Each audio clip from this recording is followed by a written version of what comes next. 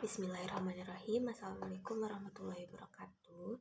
Izin memperkenalkan diri, nama saya Siti Nurniati Rahmani dari Prodi PGSD semester 4B. Di sini saya akan memaparkan ciri-ciri makhluk hidup, baik tumbuhan, hewan, dan manusia.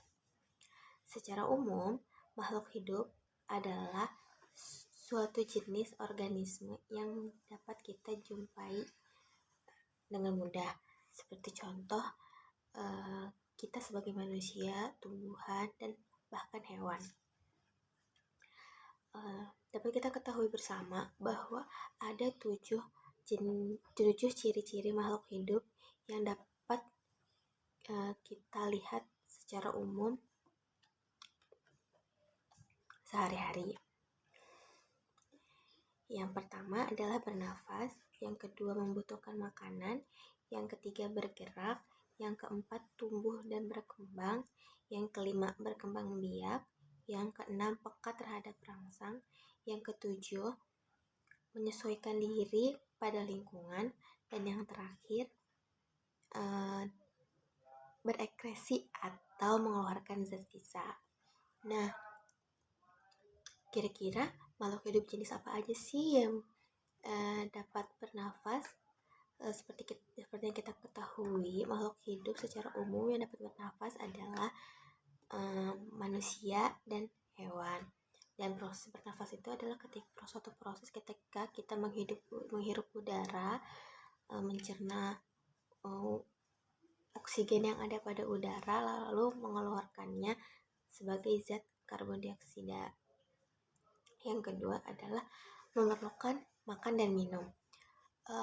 Seperti yang kita ketahui bahwa manusia dan hewan ataupun makhluk atau dapat kita sebut sebagai makhluk hidup sangat membutuhkan makan dan minum. Sama pentingnya dengan bernafas, makan dan minum adalah kebutuhan pokok untuk menunjang keberlangsungan hidup manusia, hewan, dan tumbuhan. Hanya berbeda-beda caranya saja.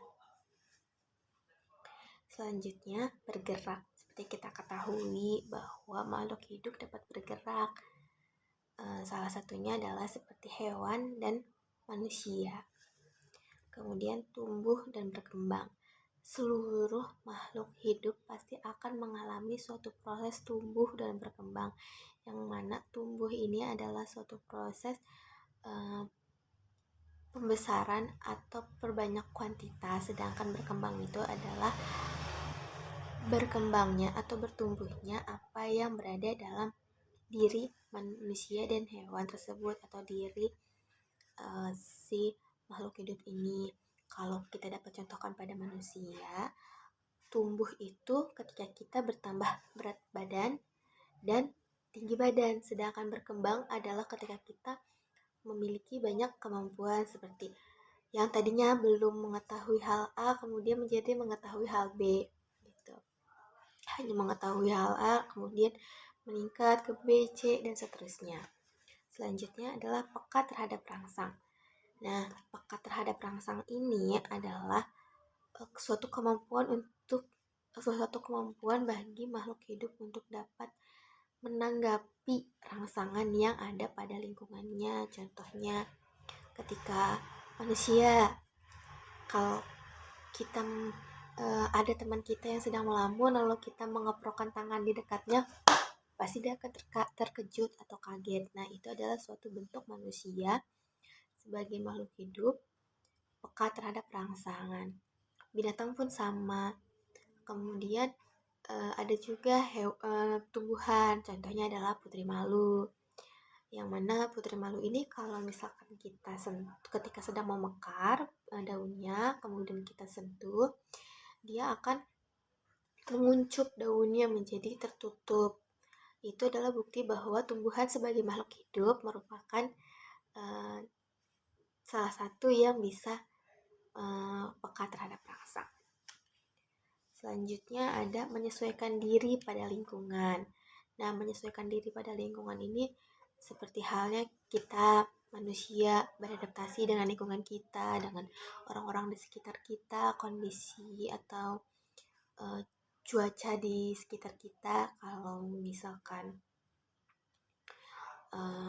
Binatang mungkin kita bisa ambil contohnya bunglon yang dapat berubah warna ketika menyentuh atau berada di tempat yang berwarna itu. Misalkan ketika bunglon menyentuh dedaunan atau dia berada di atas pohon yang rindang, dia tidak akan terlihat karena dia dapat menyesuaikan dirinya berubah menjadi berwarna hijau atau sesuai dengan batang daunnya juga bisa.